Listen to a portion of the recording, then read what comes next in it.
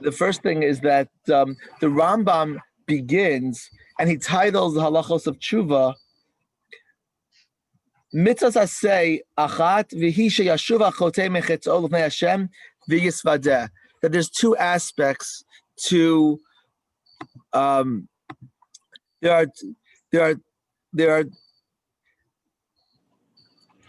are two aspects to tshuva and how it begins. One is to do tshuva, and the second is to confess. That's what the Rambam says in his title. But when he begins the halachos, he says he really focuses on the relationship between tshuva and vidoy in a different way. He says every mitzvah in the Torah, bein aseh, bein lo taseh, whether it's aseh or lo taseh, im avar adam al achad mehem, bein mizadon, bein mishkaga. If a person does a sin, kisha ya'aseh tshuva, when he does tshuva, v'yashuv mechetzo, and he returns from his sin, chayav lehitzvados lifnei hakel baruch hu. He's obligated to confess before Hashem. So it's not that there's two mitzvos, one to do tshuva and one to do vidoy, but rather that it's when you do tshuva, then you have to do vidoy. And this change is interesting. And I'll tell you what I think of it in just 1 second. When the Rambam continues, he says, v'chein, and similarly, anyone who brings a sin, a chatos, an asham, which is a korban brought for someone who does a sin, aim is kaper bahen b'karbanan acha yasu tshuva v'yisvadu. They also have to do vidoy. Siyar mishtaleach, which is the korban of Yom Kippur, has to be accompanied with vidoy, and it's a vidoy for kol avonot b'nei Yisrael, all the sins of the Jewish people together.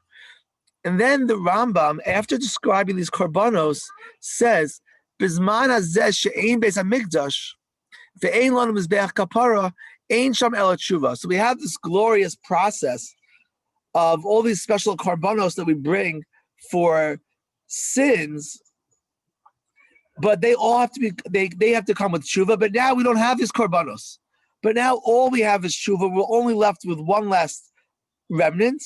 But tshuva mechaperes al kol averos. But tshuva atones for everything. And it's interesting because at first you feel like the korbanos are so important. Then he says, well, even without the korbanos, it's really just fine as long as you have tshuva.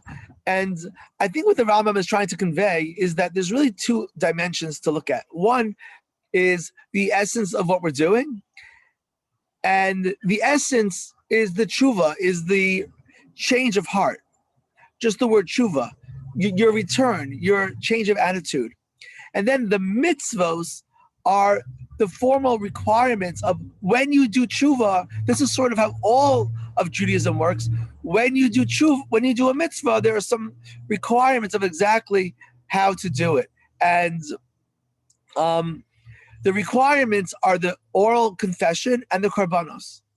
But without the ability to do those requirements, you still have the core, which is the tshuva. And that's why, of course, there's an obligation that if we do something wrong, we are required to do tshuva, but that's the fundamental. And then the details of halachos of tshuva are when you have that change, the Torah wants us to do it with a korban.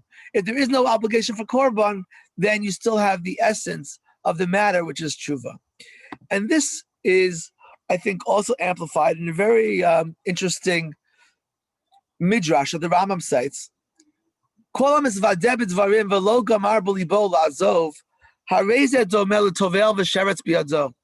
That someone who says vidoy but doesn't really have a full change of heart, it's like someone who goes to a mikvah holding a sheretz, holding the insect which is the source of his tumah.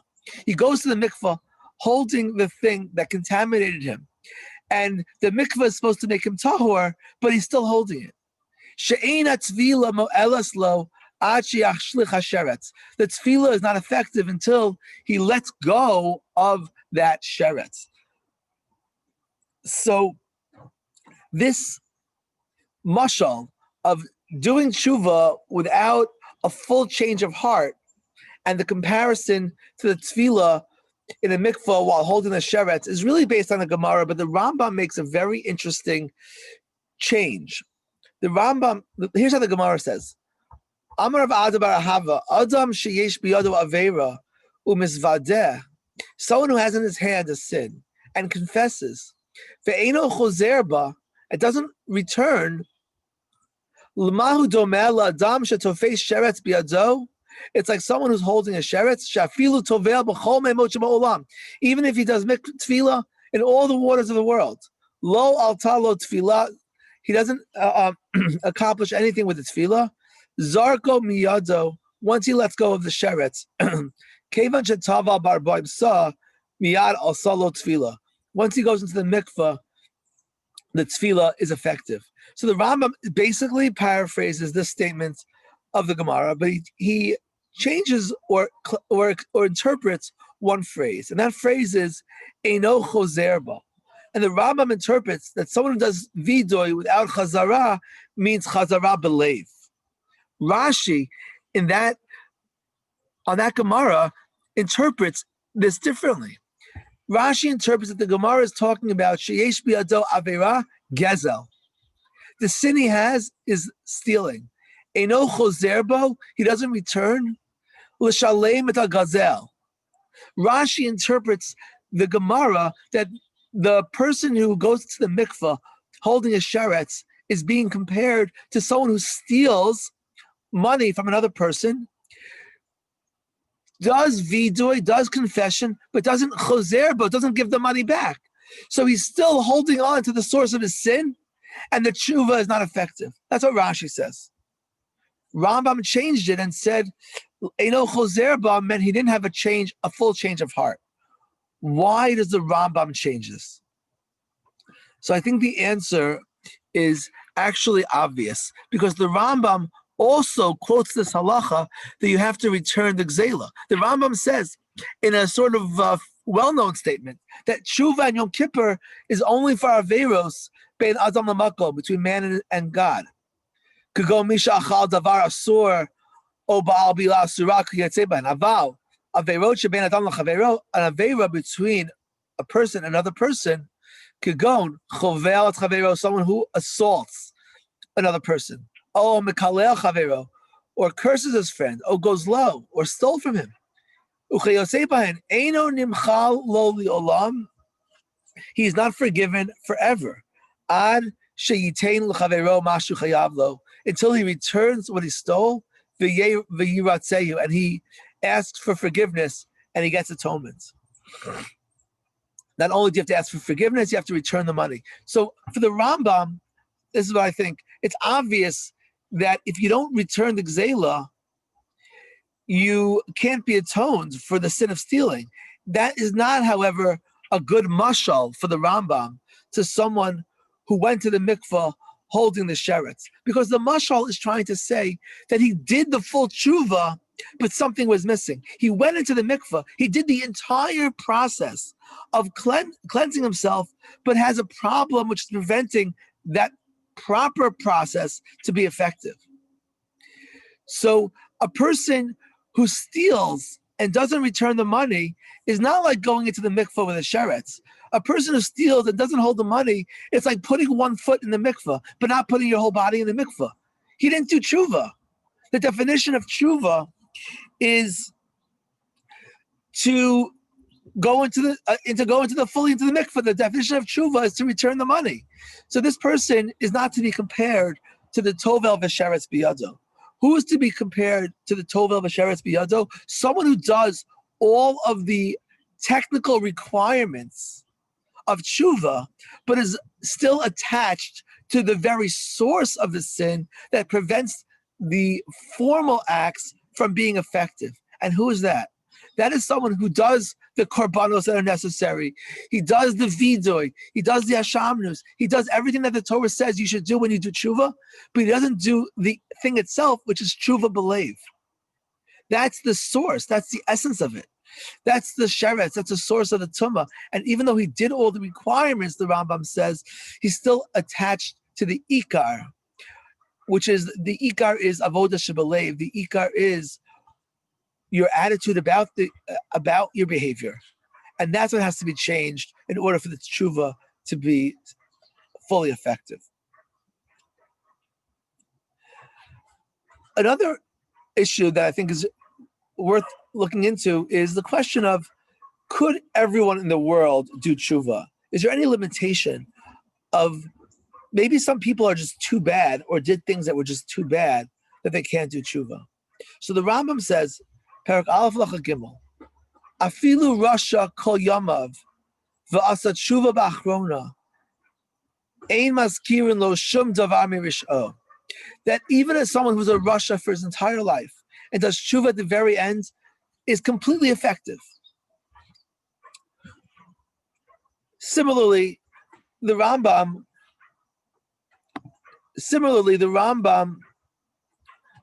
when he describes tshuva gemura, complete tshuva, he says the way to get full tshuva is that a person does tshuva so sincerely that when he ends up in the same circumstance with the same temptation, he withstands the test and doesn't repeat the sin. But it's important that when he withstands the test, it has to be that he really withstood it because of his commitment to the mitzvah.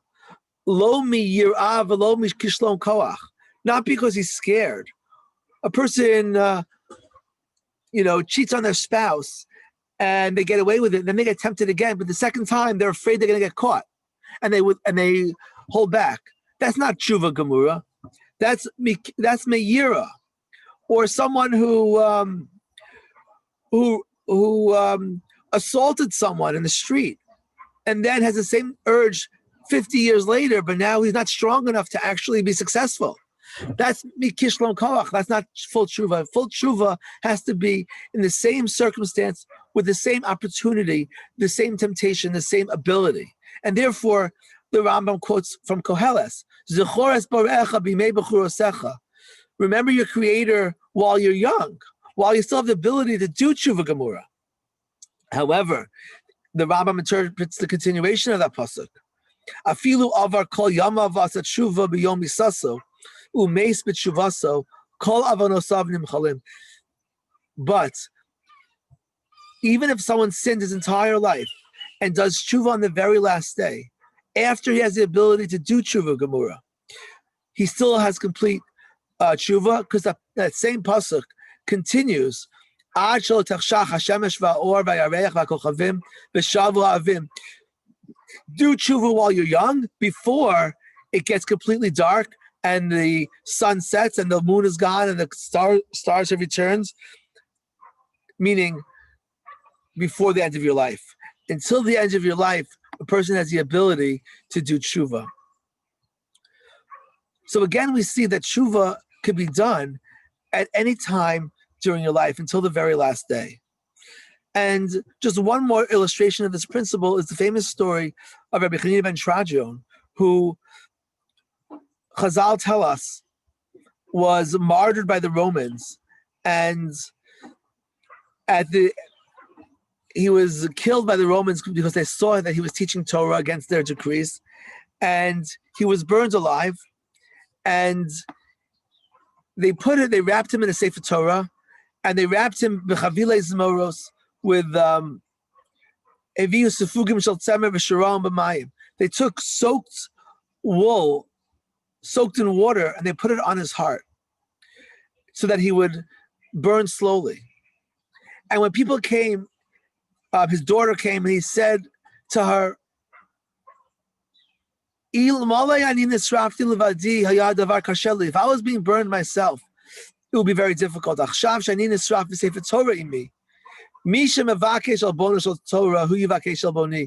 I'm wrapped in the Sefer Torah, I'm comforted that the one who will stand up for the Torah will stand up for me as well.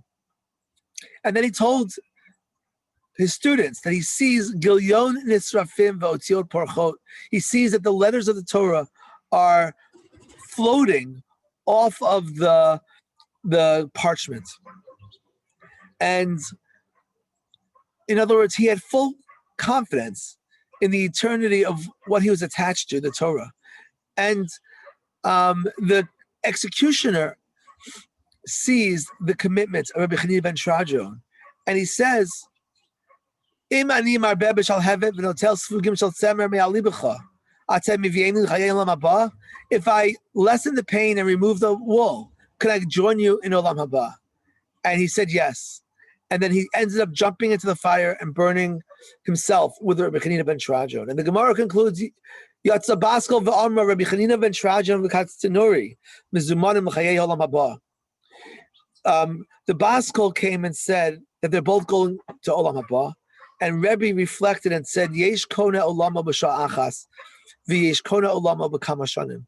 Some people can acquire their olam haba in one moment, and for some it takes a full lifetime. In other words, the executioner changed his destiny in that one moment. And I think this story also illustrates the same point, that regardless of how wicked this executioner was, how many innocent people he killed, he still had the opportunity to do tshuva on the very last moment of his life. You might think, though, that this principle can be challenged. First of all, we have Paro, which is a well-known story where Paro had his heart hardened by God. Aniach Hashem slave Paro. Paro was constantly punished by the plagues, but lost his ability to do tshuva. Apparently, it was too late for him. So for Paro, it seems that it was too late. And I think that the Rambam tries to address this by saying that he says yesh averos she'ein miskaprin l'sha'aton v'yesh averos she'ein miskaprin ela la'achar zman. Some averos become atones right away, and some it takes time. So, an ordinary sin, the Rambam says, an ordinary sin, a sin that doesn't have with it like a punishment of kares or death, meaning an ordinary sin, tshuva, if you do tshuva and you fast in Yom Kippur, you're done. It's all gone. But there are some sins, like a sin which is a chiyuv misas based in. A person does murder. It's not enough to ask for forgiveness and to do tshuva and to fast in Yom Kippur. A person also needs yisurin, habayin alav, gorman and lo kapara. The person needs to do tshuva, needs to experience Yom Kippur, and also needs to experience some suffering to atone. And there are some sins, like for example, Chil Hashem, Machalas Hashem, which is a very severe sin. Even if he did tshuva, and even though he had Yom Kippur, and even though he endured suffering, Amos Kaper lo kapara gemura ad sheyamus. He doesn't have a full kapara until he dies. And I think the Rambam is telling us that even though tshuva works for everyone at any time in our lives, there might also have to be a price to be paid in order to get the full atonement. A person who commits murder and comes to court and says, I'm remorseful, so his sentence might be reduced, but he doesn't get no sentence. He needs to serve his time along with the remorse in order to have full atonement. But then he has full atonement, at least after the suffering, or at least at the end of his life. And that might be the story with Paro, that Paro, it wasn't too late for him to have tshuva, but it was too late for him to escape and evade the suffering as a result of the tshuva, because he needed the tshuva and the yisurim in order to complete his tshuva. And he lost the ability to save himself from that yisurim because it was too late. He already needed the yisurim to get his tshuva. Another challenge to the principle that tshuva can be done at any time in our lives is the story of Elisha ben Avuya, because in the story of Elisha ben Avuya, who was a famous Tana scholar who ended up losing his faith in God and in the Torah, about him it says, Yatsa Baskel va'amra shuvu banim shovavim chutz me'acher. The heavenly voice emerged and said that all of my rebellious children should do tshuva based on the pasuk in Yirmiyahu, chutz me'acher, except for Elisha ben Avuya. And Elisha ben Avuya says, Hoil ve'itrid hahu gavra me'ahu alma, since I am lost from the world, meaning I lost my olam haba, I can't do tshuva. Leifik lishane b'hayalma, I should go out and enjoy this world. Nafak acher letarbus ra, he went off to do bad things. Nafak eshkach zona v'tava, he went and he propositioned a prostitute. Amra le v'lav Elisha ben Avuya at, she says, aren't you Elisha ben Avuya? Akar pulga mi mishra b'Shabbos v'yayvla. He pulled out something from the ground, did the malach of tolesh, and he gave it to her. Amra acheru. She says, "Oh, I see you're acher. I see you're a different person." And the question is, what does it mean that chutz me'acher? What does it mean that acher couldn't do tshuva? And Rav Soloveitchik suggested something very creative and beautiful, which was that he misunderstood this Baskel, because the Baskel said chutz me'acher, that everyone can do tshuva with the exception of acher. But what the Baskel did not say is chutz min Elisha ben Avuya, that Elisha ben Avuya is precluded from tshuva. Acher, as long as Elisha ben Avuya maintains a new identity, that identity can't do tshuva. But if he's willing to see himself for who he really is, his real identity of Elisha ben Avuya always has the possibility to do tshuva. And I think this also raises another question, which is, what's our identity when it comes to doing tshuva? Is tshuva a change of identity, or is it a return to our true identity, to our true selves? And the Rambam says something in this respect, which I think is very extreme. And he says a few things that are extreme, but one in particular. The Rambam says, "Midarke tshuva lios hashav so eik tamid lefnei Hashem bebechi b'tachanunim v'oseh tzedakah k'fi kocho." A person who does tshuva, if you're on the path of tshuva, you should cry out to Hashem constantly and give tzedakah. So two things: cry to Hashem, give tzedakah. Three, distance ourselves from this thing that we sinned with. 4, mishaneh shemo, change our name. Klomar ani acher, the same word acher. I am another one. I am not the sinner. I am a different person. Eini otoa isha sa otona maasim. 5, mishaneh maasav kulam l'tova, change all your actions to good. 6, really, vigoleh mimakomo, exile yourself and move to a different place, become a stranger so that you could become more anav, more humble by enduring the discomfort of being a stranger. And I mean, the galus is extreme, but the identity is really intriguing to me, that the Rambam wants a person who does tshuva to change his identity. And it's interesting to look that the Rambam, where did he get this whole list from? He actually borrowed it from the Gemara, but he modified it. The Lechem Mishnah in his commentary on the Rambam cites the Gemara in Rosh Hashanah, which says the following, and look closely for the difference. Amar Rabbi Yitzchak, Arba Dvarim Mekarin Gzardino Shel Adam, the Elohim. There are 4 things that can change a person's Gzardin: Tzedakah, Tzedakah, Shinoi Hashem, Shinoi Maaseh. These 4 things: charity, crying to Hashem, changing your name, changing your actions. Tzedakah d'chsiv v'tzedakah tatzal mimaves. Tzedakah saves us from death. Tzedakah, crying out, d'chsiv v'yitzaku al Hashem batzar lahem. Shinei Hashem d'chsiv sarah ishtecha. Shinei maaseh d'chsiv v'yar l'chem es maaseyem. All these people, in circumstances, their fate was changed because of these actions. And some say even changing your place. And the Lechem Mishnah says these 5 things that are quoted in the Gemara are basically the 5 things that the Rambam says are midarke at tshuva. So the Gemara says that they change your fate, and the Rambam says that they're all components to the derech of tshuva. And And the Lechem Mishnah points out that even though in these examples in the Tanakh, it was only one thing that was done in each circumstance to change your destiny, but obviously the Rambam assumed that they're all really components of tshuva. And let's just talk about Shinu Hashem. Tichtiv Sarah Ishtecha. Hashem told Avraham that Sarah will have a child. And after her name was changed from Sarai to Sarah, her destiny was changed, because when she was Sarai, she was not destined to have a child. When she was Sarah, her destiny changed, and now she'll become a mother.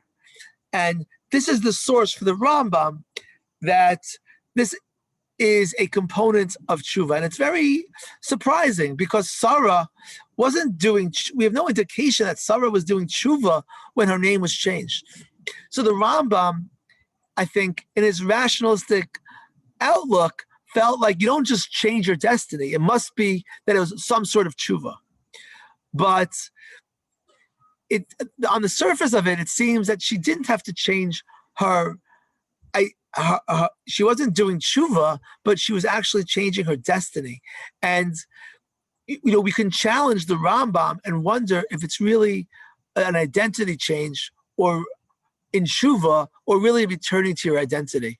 And perhaps the Rambam sees a person either as inherently negative, and we have to change our identity for the positive, or inherently blank, a blank slate, and then the sin gives us a negative identity, and now we need to change it to a more positive identity. But we could challenge the Rambam and suggest that a person maybe is really inherently good, is really inherently an Elisha ben Avuya, and what we really need to do is find our identity. And these cases of Sarah are not really models for tshuva. There's models for a different thing: how to change your fate, how to daven and change your situation in life. But a change of name is perhaps not a component of tshuva, and a tshuva really might be a return to ourselves and to our true identity, which is inherently good, to find the neshama inside ourselves, and that tshuva should be really in consonance with our personality and our identity. And I'm suggesting an alternative to the Rambam in this case. I hope these insights are meaningful and thoughtful, and we'll all be guided to a full tshuva this year.